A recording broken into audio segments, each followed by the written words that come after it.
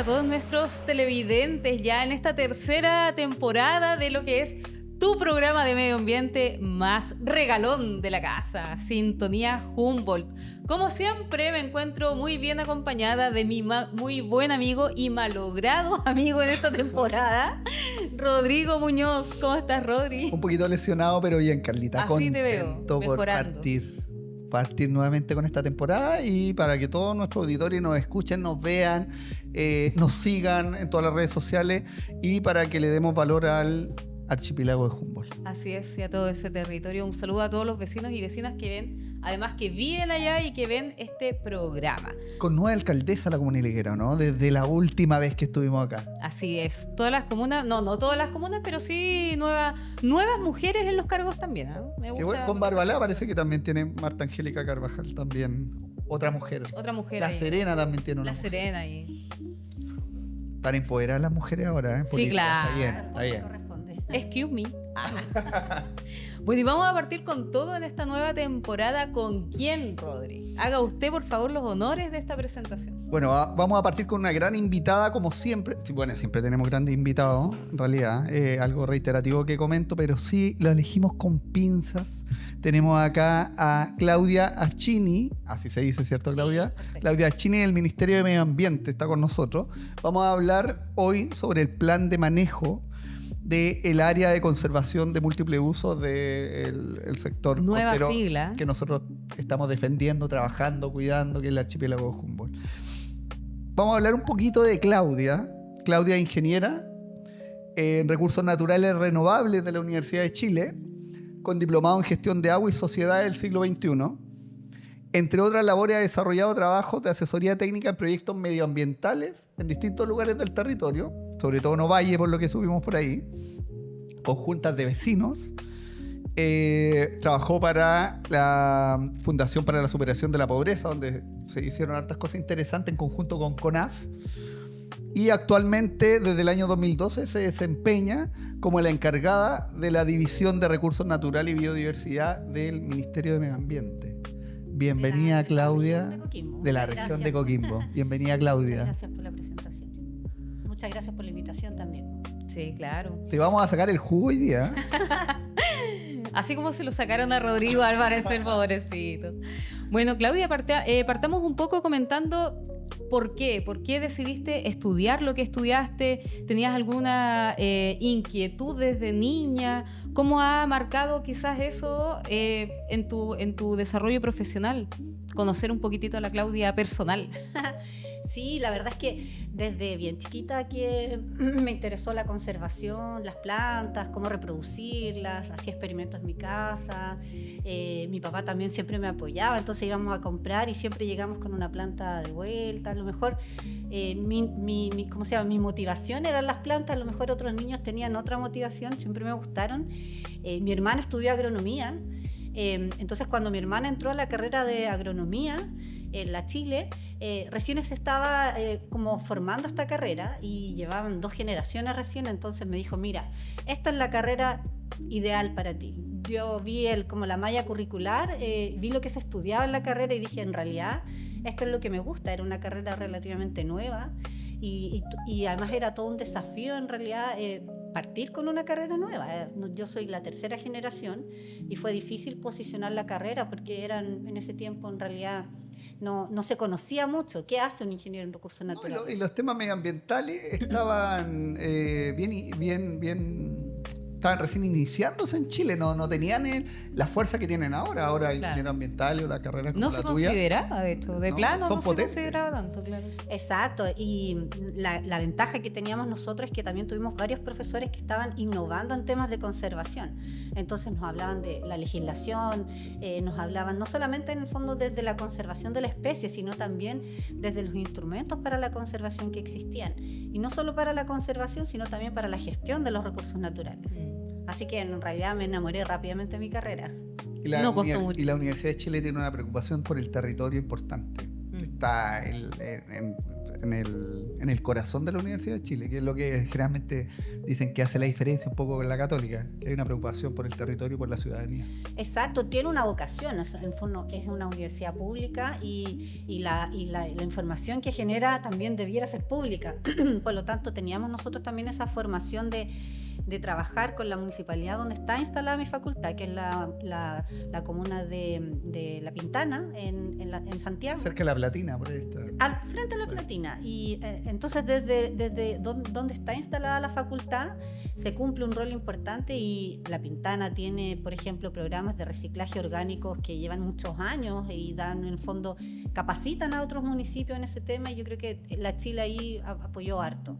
Qué bueno, es importante también rescatar ahí el labor de las universidades como agentes reales de cambio también dentro de la Y sociedad. de los alcaldes que se atreven a innovar respecto a esto y hacer un trabajo en conjunto con la universidad. Yo tuve la oportunidad de ir a la Municipalidad de La Pintana cuando hicieron ese cambio de preocuparse de la basura, solamente como lo hace las comunas común y corriente en Chile, que era tomarla y botarla en un vertedero, hacer un cambio de paradigma, donde incluso me acuerdo que tenían hasta reciclaje de aceite para los vehículos que ellos utilizaban. Claro. O sea, y eso se hizo a nivel nacional y se trabajó con otras comunas, que fueron muy pocas, costó mucho, pero qué bueno que haya estado dentro de eso la universidad participando.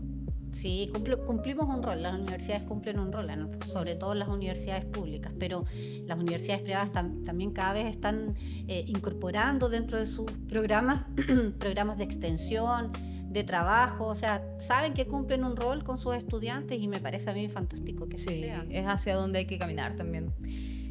Claudia, ya directo al tema, vamos a entrar en materia de manera directa. ¿En qué consiste la nueva figura de protección que ahora es ACMO? Que más lo que me costó aprenderme la sigla anterior y ahora ya me cambiaron la sigla. ACMO. Sí, mira, el cambio de sigla en realidad se da porque se aprobó la ley que crea el Servicio de Biodiversidad, y el Servicio de Biodiversidad establece ciertas figuras de protección, ¿ya? Entonces, el área de conservación de múltiples usos, que es la sigla de ahora, es general para áreas terrestres o marinas. La sigla anterior, que era área costera marina de múltiples usos, se cambia a una figura de múltiples usos terrestre y marina. Por eso es que en el fondo la sigla cambia. Pero los objetivos de la figura siguen siendo los mismos. No cambia el objetivo en el fondo, que Bien. sea un área de múltiples usos. Algo importante que le preocupa a la ciudadanía, ¿van a ser afectados los pescadores o el turismo con esta figura nueva? Es que la figura no cambia en el fondo, ni aquí ni en ninguna región. Es la misma figura de múltiples usos que permite que se desarrollen distintas actividades productivas, siempre y cuando esas actividades no afecten a lo que se quiere conservar, por supuesto, en el fondo. Y la idea también es actividades que existen en estos lugares donde se pretende hacer un área de múltiples usos, en este caso en el archipiélago de Humboldt, es compatibilizar esas actividades y hacer una mejora, por ejemplo, de las prácticas que tienen ciertas actividades productivas. Tanto la pesca como el turismo, que es lo que se desarrolla harto en el archipiélago de Humboldt, son actividades que requieren una mejora en el fondo, y que en el fondo no es lo mismo hacer un turismo intensivo que podría generar un impacto muy alto, a ir mejorando el tipo de turismo que se hace, el tipo de enseñanza que se hace cuando se hace turismo. Hay varias iniciativas interesantes, entonces lo que busca es que estas actividades productivas se puedan desarrollar, pero que también tengan una mejora en el fondo en sus prácticas. Y respecto a eso, ¿cómo tú, que digamos estás dentro de lo que es la Seremía de Medio Ambiente, cómo baja la información la Seremía a las comunidades a través de mesas técnicas, reuniones, me imagino, constantes? Sí, bueno, nosotros llevamos muchos años trabajando en el sector del archipiélago de Humboldt, principalmente en la comuna de La Higuera. El archipiélago de Humboldt también tiene una parte en la comuna de La Serena, y ahí tenemos un trabajo que hacer con estas juntas de vecinos que se están creando a propósito también de la parcelación que se generó en el sector del Arrayán Costero. Entonces tenemos que incorporarlos a ellos también y a los pescadores de esa área. Pero hemos trabajado durante muchos años con la comuna de La Higuera y hemos llegado de distintas formas en el fondo, con reuniones informativas para despejar inquietudes, con talleres en el que buscamos en el fondo recoger información de ellos. También hemos hecho visitas de equipos. Por ejemplo, una vez vino el equipo de la NOAA de Estados Unidos y los llevamos a ciertas caletas para que en el fondo los mismos pescadores les pudieran hacer preguntas en el fondo y no eludimos ninguna pregunta, por más incómoda que sea. Entonces la idea es llegar con ellos con poder despejar la mayor cantidad de dudas y inquietudes que tengan. Entonces para eso se requiere un trabajo continuo. Y en el proceso de creación, en el fondo, tuvimos muchas reuniones. Claudia, ¿quiénes son los equipos que lideran el plan de manejo, aparte del Ministerio de Medio Ambiente? ¿Cuáles son esas vinculaciones que haces? Sí, bueno, la responsabilidad principal de elaborar el plan de manejo es el del Ministerio del Medio Ambiente y posteriormente va a ser del SBAP, cuando el SBAP esté implementado. Por lo tanto, el proceso de elaboración del plan de manejo está siendo liderado por el Ministerio del Medio Ambiente. ¿Qué es el SBAP para que la gente sepa? Sí, el nuevo servicio que se aprobó a través de una ley, que es el Servicio de Biodiversidad y Áreas Protegidas, que cambia un poco la estructura que tenemos actualmente de las figuras que existen o los servicios que existen que están vinculados con la conservación. Entonces, es un servicio en el fondo que busca tener las competencias que tienen varios servicios en un solo servicio y evitar en el fondo lo que ocurre ahora en el archipiélago de Humboldt, que la isla, por ejemplo, la administra un servicio, la reserva marina otro servicio y el área de múltiples usos otro servicio. Entonces el servicio de biodiversidad va a ser el único competente en temas de conservación, por ejemplo, en la administración de áreas, en el apoyo a las áreas privadas y evitamos así esta discusión. O sea, se ordena. Claro, eso claro. Es bueno. Exacto, el ministerio busca desde que se creó el ministerio poder concretar en la creación de este servicio y ahora por fin en el fondo está aprobada la ley y estamos como en pleno proceso de iniciar la implementación del servicio. Buenísimo. Respecto ya derechamente ahora al archipiélago, ¿qué tanto sabes? ¿Qué es un archipiélago? ¿Qué es el archipiélago de Humboldt? Recordando también, porque es el tema central, digamos, del programa, pero siempre es bueno recordar también. Sí. Mira, el archipiélago de Humboldt es un tipo de ecosistema, ¿ya? Un tipo de ecosistema que se genera por la presencia de islas e islotes que están ahí, que son 7 en el fondo, el Pájaro 1, Pájaro 2, Totoralillo, Chungungo, Isla Choro, Isla Dama, Isla Chañaral, Isla Gaviota, y si se me va algún islote por ahí. Entonces lo que genera eso es un ecosistema muy particular que permite que los nutrientes que vienen de las corrientes se mantengan en el lugar. Entonces circulan por la isla y se mantienen en el lugar. Entonces estas islas hacen que este sector retenga los nutrientes que vienen de la corriente de Humboldt y se mantengan ahí. Y eso genera toda una cadena trófica en el fondo importante y por supuesto que genera una productividad enorme en términos como de pesca en el fondo también. O sea, en el fondo no solamente genera una red trófica importante en el fondo para la conservación, sino también para mantener prácticas productivas como la pesca. Claro.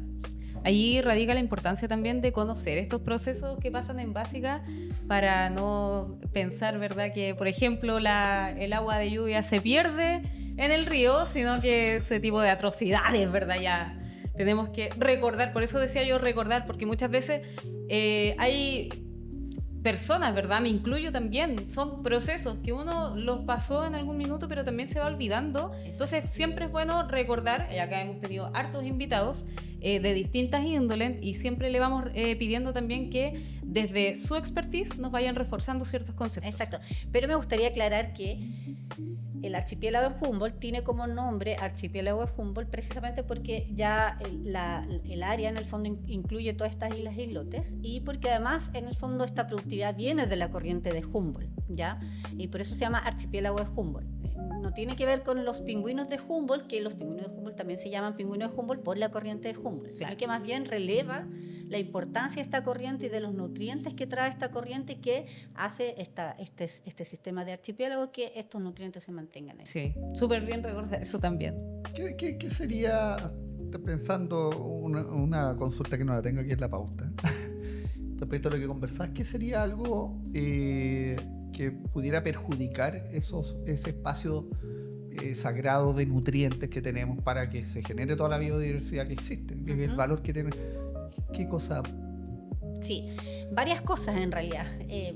Hay varias posibles amenazas a una corriente o un archipiélago que tienen que ver, bueno, el cambio climático es una tremenda amenaza y poder tener como las herramientas para adaptarse y para mitigar los efectos que pueda tener ese cambio climático, pero también, por ejemplo, cortar este flujo de nutrientes podría ser un tremendo impacto, porque en el fondo son corrientes frías que viajan, y si yo corto esa corriente, en el fondo no siguen los nutrientes o no todos los nutrientes.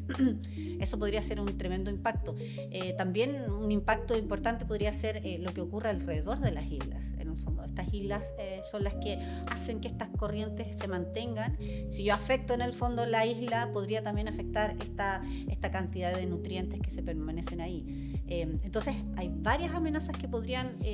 Sí, porque si es una corriente, efectivamente, si colocamos una empresa minera gigante, por ejemplo, al lado de la isla, no necesariamente en el archipiélago, sino cerca, ¿cortaría la cadena trófica? Una minera, en realidad, no necesariamente. Ya. O sea, una minera, en el fondo, tú dices terrestre. Sí, Una pero me minera refiero a que terrestre, claro. porque vienen los barcos y donde sacan el No, material. O sea, en un puerto, en el fondo. puerto, está sí, un hablando de puerto. O sea, el puerto de Coquimbo existe y el puerto de Coquimbo no está lejos de la reserva y tampoco genera un impacto muy importante. En el fondo, lo que digo es que depende de dónde esté el puerto, depende de la actividad que genere el puerto y depende de muchos factores. Pero sí, una amenaza, por ejemplo, real podría ser lo que en algún momento se mencionó como probable, son los relaves submarinos. O sea, un relave submarino podría generar un tremendo impacto en la corriente, porque claro, la corriente arrastraría en el fondo... Todo eso. Claro, y eso Mata genera un los impacto nutrientes. no en el punto donde está el relave, sino que... Abarca muchísimo Exacto, más allá. exacto. Respecto al plan de manejo, ¿qué es el plan de manejo? ¿Cómo podemos explicarle a las personas, por ejemplo, qué es un plan de manejo? Sí, mira, súper importante porque cuando uno crea un área, en el fondo lo que está diciendo es que ya, este es el límite de un ecosistema que yo tengo que proteger, pero el plan de manejo lo que hace es orientar cómo hacerlo. Entonces zonifica también. Yo tengo un área enorme y en esta área enorme yo podría decir, mira, este lugar es súper importante para la reproducción de alguna especie importante para la pesca, entonces podemos dejar esa zona como intangible.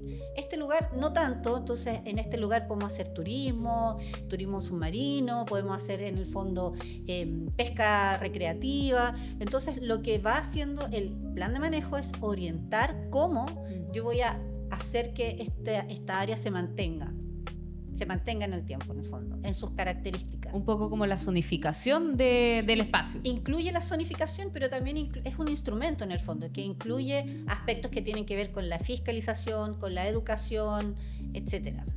Entonces, ¿Y quién administra ese espacio? sí. En este caso, el área de múltiples usos tiene como responsable de administrar ahora el ministerio, pero después será el SBAP, pero tiene mecanismos que son mecanismos en el que las comunidades son parte de esta administración, ¿ya? Mecanismos que son a través de convenios. Entonces lo que busca es que, si bien hay un responsable en el fondo, esta administración sea participativa, sea una coadministración entre varios actores que hacen uso de ese territorio marítimo y que en el fondo se benefician también de su conservación. Entonces, ¿cuál es la incidencia positiva o negativa que tiene la municipalidad en ese trabajo? o sea, en el fondo el municipio es el gobierno local, tiene un trabajo clave porque en el fondo generan instrumentos que van fortaleciendo la administración de estas áreas, como, no sé, el plan de turismo, el mismo instrumento de planificación territorial, el mismo apoyo que pueden dar a las escuelas. Nosotros tenemos programas que son de certificación de escuelas, entonces, y eso es un apoyo municipal. La misma certificación del municipio. También tenemos un programa en el ministerio que es la certificación de municipios y certificar al municipio es clave también para que ellos tengan las herramientas para poder trabajar en temas ambientales, apoyar los requerimientos locales de las comunidades. En el fondo, el tema de la conservación es igual súper integral. En el fondo. Por ejemplo, se habló mucho del manejo de residuos. El manejo de residuos de los mismos pescadores o el manejo de residuos de las zonas costeras. Entonces, si yo no tengo un buen manejo de residuos, eso se podría transformar en una tremenda amenaza al fondo a la zona costera. Entonces, tiene que ser un proceso integral, incorporar los temas ambientales dentro del municipio y que el municipio tenga las herramientas para poder hacer esa gestión. Sí. ¿Actualmente está certificado el municipio de Liguera? No, actualmente estaba en proceso de certificación. Ya, perfecto. Sí, O sea, hasta donde yo sé. Ya, la alcaldesa, señorita de apellido Aquea, Uberlinda Aquea, tiene que certificar el municipio entonces. Claro, Importante. tienen una gran tarea ahí. Porque para apoyar este trabajo que está haciendo el Ministerio de Medio Ambiente. Sí, y que también me imagino este servicio a través de esta coadministración un poco, porque también tiene parte, ¿cómo se dice? Tiene parte y... Arte y parte. Arte y parte, gracias. Te acordé La ciudadanía, me imagino que también es un poco como democratizar el cómo utilizamos los espacios en los que habitamos, básicamente. Entonces me parece súper importante que desde... Recién hablabas, por ejemplo, lo del manejo de residuos de la pesca.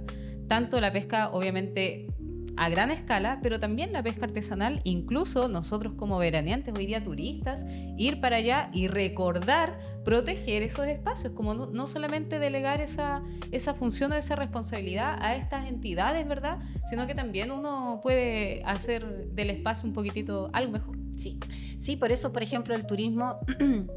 es una actividad productiva importante, pero también es una actividad que hay que regular, porque, no sé, por ejemplo, hay áreas protegidas donde todavía se pueden bañar los visitantes, y la cantidad de, por ejemplo, de residuos que quedan del bloqueador, claro, es un impacto importante y a lo mejor la gente no lo considera en el fondo, y podría generar un impacto real o una amenaza real.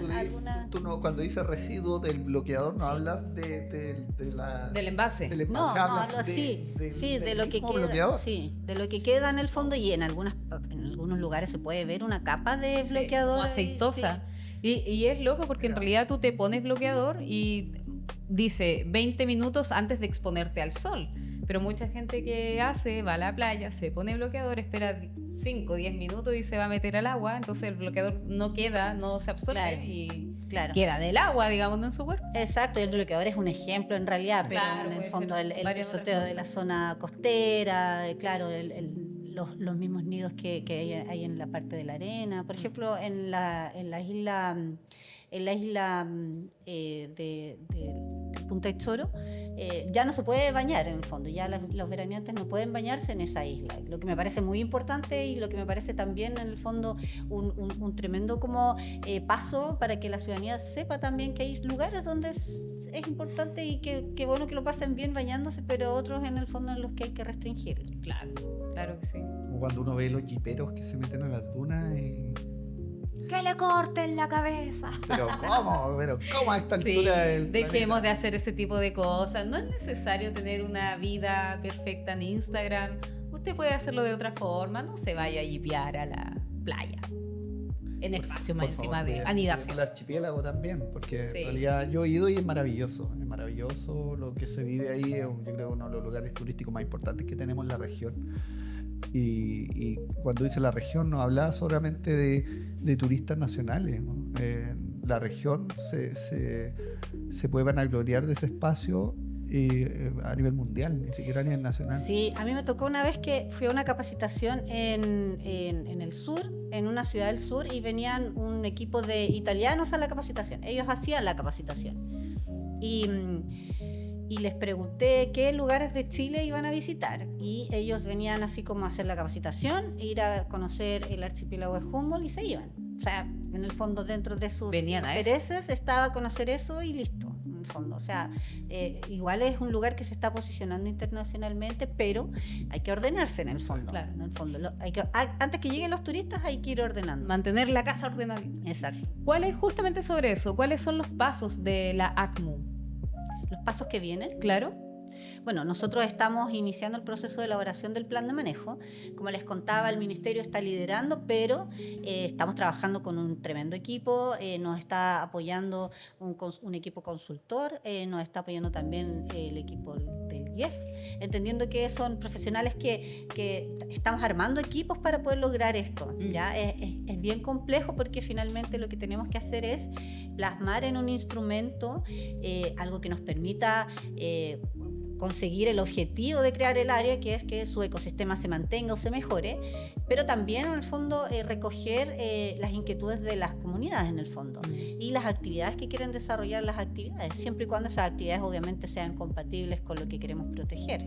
Claro, en el fondo. Eso es lo que, en eso estamos ahora, ¿ya? Entonces, una vez que se creó el área, se elabora este plan de manejo y después hay que implementarlo, en el fondo. Es como un hijo que nace y en realidad uno nunca termina de criarlo, porque después viene toda la etapa de fiscalizar, en el fondo de desarrollar programas de educación, programas científicos de investigación. Necesitamos mantener información actualizada. En el fondo, para ir tomando decisiones. Hay mecanismos que son tecnológicos en el fondo, que ahora son súper fáciles de acceder para que los mismos pescadores también puedan tener información a lo mejor en tiempo real, ¿por qué no? Y que puedan ir tomando decisiones respecto a, no sé, dónde pescar, dónde no, o si van bajando las poblaciones. Por ejemplo, los monitoreos del pingüino Humboldt indican que han bajado todas las poblaciones. Entonces también hay un programa de investigación, un programa de fomento para actividades productivas que son compatibles con el área y quieren desarrollarse. Una colaboración también con los pescadores para que ellos cuenten con esas herramientas. En el fondo hay todo un trabajo que viene posterior a la elaboración del plan de manejo. Oye, como ya mensaje final, digamos, para la gente que ve el programa, ¿qué les dirías tú? ¿Qué crees que es importante que la gente tiene que saber sí o sí? ¿Con qué mensaje se tiene que quedar las personas que ven este programa? Sí, mira, hay un mensaje súper importante, que estos ecosistemas son importantes no solamente para la gente que habita y que en el fondo que hace uso de este ecosistema, sino también en el fondo es un ecosistema importante para mantener en el fondo las actividades productivas en varios sectores. Es importante para el que vive en distintos lugares, es un patrimonio nacional y también es un patrimonio internacional, entonces hay que mirarlo como desde esa perspectiva. Pero también hay que mirar la conservación como mecanismos que permiten mantener también las condiciones para que se sigan desarrollando algunas actividades como la pesca en el fondo. Sabemos que por efectos del cambio climático van a cambiar en el fondo la disponibilidad de recursos, los recursos o se trasladan o disminuyen. Sabemos que en el fondo la cantidad de pesca que se desarrolla también ha ido bajando la cantidad de recursos disponibles y estos son especies de refugios climáticos en el fondo donde las especies se sientan cómodas en el fondo, se reproduzcan y después se van si las especies se trasladan en el fondo. Entonces, claro, a lo mejor los peces no se quedan ahí por siempre, pero sí a lo mejor encuentran un refugio para reproducirse, un refugio más cómodo y después se trasladan y los pescarán otros un también. Punto de recarga. Exacto. Entonces, el mensaje es que la conservación no es... Antiguamente era así, que la conservación era poner un cerco que nadie entre en el fondo y una persona encargada de cuidarlo. Y eso es un paradigma que dejó de ser hace mucho tiempo. Ahora es con la gente, es para la gente, es para las futuras generaciones y no es solamente para proteger especies que puedan ser bonitas porque tienen ojitos, pestañas, sino que en el fondo también es para proteger recursos. Claro. Y recursos que son importantes para el que pesca ahora, pero recursos que son estratégicos para Chile en el fondo. Nosotros hablábamos hace un tiempo atrás con unos pescadores que tenían ciertas como inquietudes y yo les decía, bueno, el que nos abastece de peces son los pescadores artesanales en el fondo. Difícilmente podríamos obstaculizar en el fondo que sigan existiendo los pescadores si son los que nos abastecen de alimentos. Hay políticas que hablan de ¿cómo se llama?, de mantener actividades productivas y sobre todo actividades que entregan alimentos a la ciudadanía. Entonces, claramente ellos cumplen un rol esencial en la alimentación. Entonces, es una actividad que se tiene que mantener, es una actividad que queremos resguardar, pero es una actividad que también tiene ciertos espacios para mejorar en el fondo. Es una regulación normativa, pero en positivo, finalmente, para que las actividades se sigan desarrollando y se desarrollen mejor. Exacto, mira, si son cosas tan sencillas como, no sé, tengo mi envase de combustible y llego y lo tiro. No hagamos eso. O, por ejemplo, ya, yo voy a cierta velocidad, disminuyamos la velocidad. Cosas así en el fondo, y cosas que son más tecnológicas, que ya es para evitar, por ejemplo, la pesca incidental. Entonces, hay un proceso. Ahora, esto es un proceso, en el fondo. Estamos partiendo. Vamos a ir paso a paso. ¿Cuánto nos vamos a demorar en llegar al fin del...? Es que no existe fin, porque en el fondo es... Ya es dijo para que era un niño como que nacía y se empezaba a criar y nunca terminaba de criar. Nunca ¿ya? terminamos. No existe un fin, porque siempre en el fondo hay contingencias, un área protegida siempre tiene requerimientos distintos, los programas se van actualizando, necesitan mejoras continuas. Hoy día se pesca, no sé, por decir, una especie, pero a lo mejor el cambio climático va a ir cambiando esa distribución de especies y llegan otras especies y vamos a tener que adecuarnos a eso. Son mejoras continuas en el fondo. Va a ser un apoyo constante, Exacto. profesional del Ministerio de una política pública interesante para la comunidad y para todos. Exacto. Oye, te agradecemos enormemente, Claudia, que nos hayas acompañado el día de hoy, además en nuestro primer capítulo de esta nueva temporada. Así que muchísimas qué bien. gracias. No, gracias por invitarme. Nosotros siempre súper abiertos a poder aclarar ciertas inquietudes, a poder posicionar como el mensaje como de llamar a la comunidad a que comprenda realmente en el fondo cuál es el objetivo de la conservación y qué buscamos en el fondo. Así que nosotros felices de poder ocupar estos espacios para transmitir eso. Muchísimas gracias. Y agradecemos también a todos quienes están viendo, que ya vieron este programa. Recordar también que este programa es una alianza entre Alianza Humboldt Coquimbo Atacama y la red Nivel Ambiental de la región de Coquimbo. Recuerden que este programa además lo pueden encontrar en el canal de Espenisco Chile, ahí en YouTube, y a través de la red comunal. ¿Y ¿Qué Spotify? También, Spotify, ¿verdad? Sintonía Que estamos Humboldt. también en versión También. Spotify. Así que en vez de escuchar una canción, ponga el programa. Puedes escuchar esta linda voz. Podemos cantar. Muchísimas gracias, nos vemos en un próximo capítulo. Chao. Chao amigos, Chao. gracias.